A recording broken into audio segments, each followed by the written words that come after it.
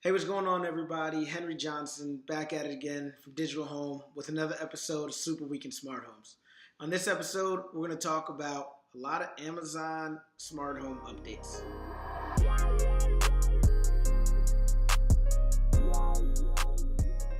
All right, guys. So, as you know, Amazon is becoming a bigger and bigger player in the smart home industry. Google, Apple, etc.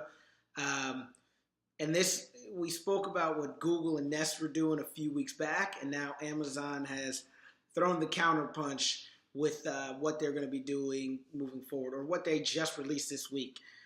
As I said, I think it was even last week, Google, Amazon, Apple are the ones that are really making advancements on a week-by-week basis. The other smart home technologies definitely are coming out with new things. They're just not as rapid, right? So this show a lot of times will just be focused on them, and this week happens to be Amazon. So the first thing I wanted to talk about is something I found really interesting because we ended up moving from a full Savant system to a full Crestron system at a house because Savant doesn't have a built-in intercom capability, whereas Crestron does. The reason I bring that up is because Amazon Alexa just released their broadcast feature, which essentially is an intercom, right? What you do is, and I'm not going to say the A word again, but you say that, and then you say broadcast to the dining room or to Timmy's bedroom that dinner is ready. And I assume that's really what people are looking for with an intercom system, right?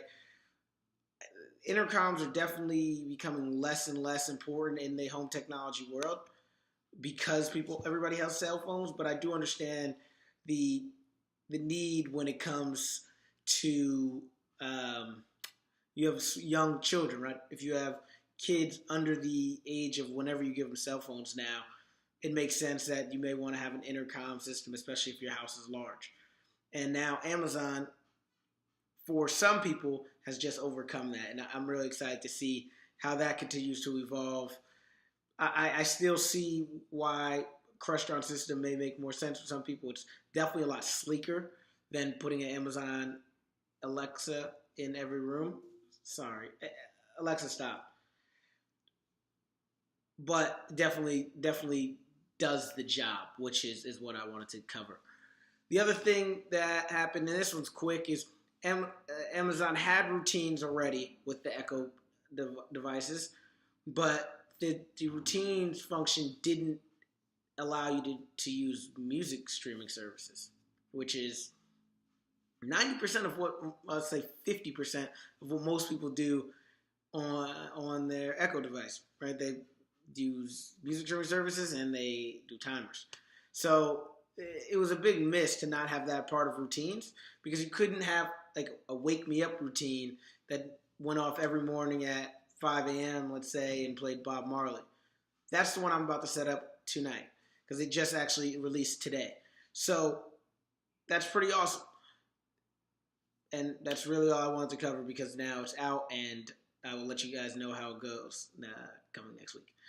The other thing that I want that's also interesting and could be coupled with the first thing I talked about with the intercoms is Leon Speakers, who is a maker of some very, very nice sound bars that they make custom made to fit exactly the size of your TV. So if you have an 80-inch TV, the sound bar is going to reach to the very end of the TV and play great sound, right? Whereas the Sonos sound bar, it's just standard size. So it goes under the TV. It's typically smaller than whatever the TV width is. And I don't think it looks bad, but I can understand from a designer standpoint that may not be what they want. The Leon enables you to have that exact measurements that designers are going for a very specific look, and that enables you to achieve it. With that soundbar, they're now making a little storage pocket for the Echo Dot. So it's going to enable you to have a hidden area for that dot, but at the same time have those capabilities that the dot gives you, which is interesting because when you start thinking about some of the capabilities, like the one I just talked about with intercom services, would that, if you could hide them, how awesome could that be? And that's not the only manufacturer that's come out with ability to hide them. I think it's Art Acoustics, I believe it is, or Original Acoustics. They have like a speaker, an in-ceiling speaker bin, storage bin kind of thing. It looks like an in-ceiling speaker, but it's not. It just really houses the Echo Dot. And so you can put it in rooms, have it hidden, but still have the capabilities, which I also think is really interesting. But yeah, so that's what's happening in the Echo world. But still, Amazon encompasses more than just Echo. And one of the things that is on this side in just the Amazon world is something that caused a big rift at one point. Maybe, I think it was last year, maybe early this year, is the Amazon Key functionality or product, right? It was the idea that you could have a Amazon provided door lock and an Amazon camera and in your house, and what that would enable you to do is when you ordered Amazon products, instead of them leaving it right at your front door, they would open the door up with their app or what have you, put the package right inside your house, saving your package from being stolen or rained on or what have you.